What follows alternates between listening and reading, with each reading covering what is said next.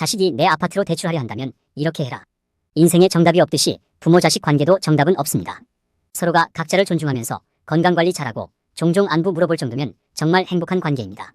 그렇지만 현실에서 쉽지 않은 경우도 많습니다. 자식이 오랜만에 전화와서 큰돈을 빌려달라고 하면 어떨까요? 적잖이 당황하면서 뭐라 거절해야 할지 모르실 겁니다. 오늘 명언은 자식이 내 아파트에 손을 대려 할 때 대처 방안입니다. 실제 이야기를 바탕으로 구성했으니 이 이야기를 통해서 부모-자식 관계를 생각해 보시기 바랍니다. 자식이 내 아파트에 손을 대려 한다면 이렇게 해라. 안녕하세요. 지방에서 거주하고 있는 자식 2명 둔 사람입니다. 요즘 들어 느끼는 게 자식에게 연락이 많이 없어졌다는 것입니다. 자식 키워도 아무 소용없다지만 그래도 소식이 궁금하고 종종 연락하면 좋을 텐데 부모에게 안부 전화도 없고 카톡 하나 없습니다. 저도 젊었을 때 바쁘게 살아서 다 합니다. 멀리 있든 가까이 있든 매번 연락하고 지낸다는 게 쉬운 게 아닙니다. 또 시부모님에게 매번 전화하는 아들을 좋아하는 며느리가 누가 있겠습니까? 저는 좋지만 아들이 매번 눈치 보면서 저에게 전화하는 것도 바라지 않습니다. 자식 걱정은 끝이 없습니다. 갓 태어난 갓난아기 때부터 학교 다닐 때까지 속 썩이기는 하지만 그래도 언제나 내 자식으로 감쌉니다. 그러다 결혼을 하게 되면 모든 게 바뀝니다. 더 이상 자식은 내 자식이 아니라 남의 자식 남편이 됩니다. 부모로서 키워주었던 고마움은 사라집니다.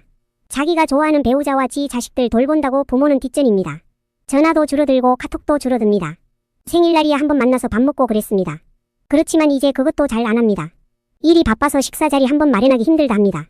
애들 키우다 보면 얼마나 바쁜지 저도 짐작은 갑니다. 학교 수업 듣고 학원 보내고 오전 오후 다 끌려다니다가 밤이 돼서야 집으로 돌아오겠죠. 아이들은 놀면서 크는 법인데 요새 부모는 다 애들 옆에 딱 붙어서 키웁니다. 그러니 지들 부모는 밥을 먹었는지 잘 지내는지 관심 바뀐 경우가 많습니다. 그러다 오랜만에 자식 놈한테 전화가 왔습니다. 어머니 요새 잘 지내시냐 도통 전화를 못 드렸다는 상투적인 말을 했습니다. 반가운 마음이 커서 나는 잘 있다 이야기하고 안부를 물었습니다. 그러다 아들이 어머니 인감도장을 한번 빌려줄 수 있는지 물었습니다. 요새 하는 사업이 안 돼서 자금 사정이 영말이 아니라고 합니다. 전화 목소리지만 개면쩍고 머쓱한 느낌이 가득했습니다. 융자를 받으면 사정이 좀 나아지고 한 2년 뒤면 좀 사업이 풀린다고 말합니다. 제가 가만히 듣고만 있으니 아들이 당황했는지 말이 점점 빨라졌습니다. 주저리 자기 말만 하다가 말이 멈춘 틈이 생겼습니다. 그 틈을 타서 저도 어렵게 말을 꺼냈습니다. 네가 이렇게 전화까지 와서 어렵게 이야기를 꺼낸 걸 보니 너도 참 사정이 급한 것 같구나. 어렸을 때도 내가 너 키운다고 이곳저곳 돈도 빌리고 허드렛 일도 하면서 키웠는데 그때 생각이 난다. 특별히 모난 데 없고 남들에게 피해 준 것 없이 건강하게 잘 커서 너무 고맙다. 그렇게 잘 키워서 너를 네 아내에게 장가를 보냈다. 이제 너는 네 아내의 사람이다. 나는 네 아버지하고 남은 여생 잘 보내려 한다. 경제적으로든 마음적으로든 건강이든 네 아버지랑 죽든 싫든 같이 보내려고 한다. 너도 이번 문제를 너의 아내와 슬기롭게 헤쳐나가기 바란다. 엄마가 해줄 수 있는 말은 이것뿐이다. 도움이 못돼서 미안하다. 제 말이 끝나자 아들은 제가 대출금 안 갚을까봐 그러시는 거예요 라고 말을 했습니다. 그 이후로 뭐라 말을 했는데 잘 기억이 나지는 않습니다. 그냥 사업 자금 빌려주는 게 뭔 그리 대수냐라는 느낌의 말이었던 걸로 기억합니다. 마지막에는 어머니만큼은 저를 이해해 주실 거라 믿었는데 서운하다고 말하더군요. 본인이 나이가 들면 제가 얼마나 서운했는지도 알게 되겠지요. 지도 자식이 있으니 나중에 지 자식 크면 느끼게 되겠지요. 본인이 나이가 들어 자식들이 돈 빌려달라 하면 어떤 마음일지. 그래서 저도 특별히 화를 내거나 짜증을 내지는 않았습니다.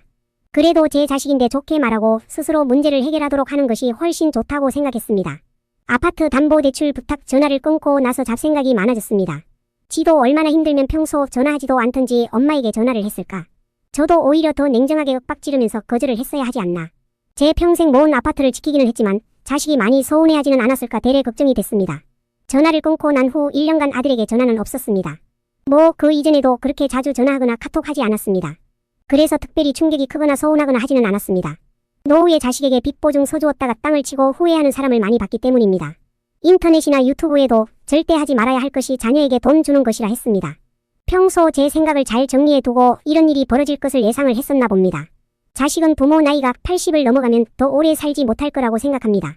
냉정한 생각이지만 부모가 죽으면 부모 아파트를 상속받을 수 있다 생각합니다. 그래서 자신들 사업자금이나 양육비에 부모 아파트 가격을 포함해서 생각하는 경향이 있습니다. 제가 혹시 100세 이상 장수하게 되면 지들 나이도 60이 넘어갑니다. 그래서 혹시 지금 돈이 필요하게 되면 그냥 미리 받으면 안 될까라는 생각이 들 수도 있습니다. 심하면 선을 넘고 부모에게 아파트를 미리 증여해달라고 말하기도 합니다. 증여가 안 되면 아파트를 담보로 대출이라도 받고 싶어 할 겁니다. 제 아들은 두 번째 경우인 아파트 대출이라도 먼저 받고 싶은 경우였습니다.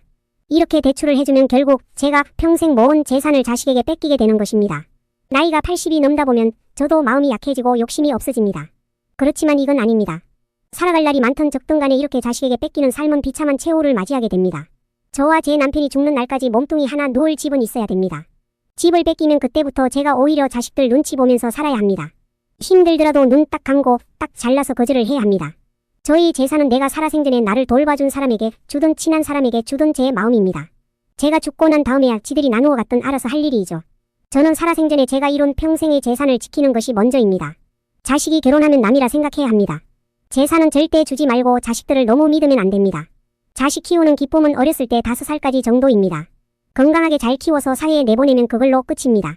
이미 제 역할은 자식을 키워서 장가 보낸 것으로 충분합니다. 저도 자식에게 짐이 되지 않게 건강관리하며 행복하게 노후를 보내야 합니다. 자식도 마찬가지로 제가 걱정하지 않게 저희 아파트를 탐내거나 도움을 바래서는 안 됩니다.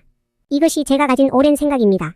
각자의 영역을 존중하고 선을 넘지 않는 것이 중요합니다. 서로의 재산은 존중하고 마음으로 응원하고 격려하는 것이 부모 자식 관계의 바람직한 모습입니다. 어떠셨나요? 자식이 내 아파트로 대출하려 한다면 이렇게 해라. 시청해주셔서 감사합니다. 오늘 명언을 듣고 마음의 지혜 얻어가시기 바랍니다. 구독 버튼 한 번만 클릭해 주십시오. 언제나 감사합니다.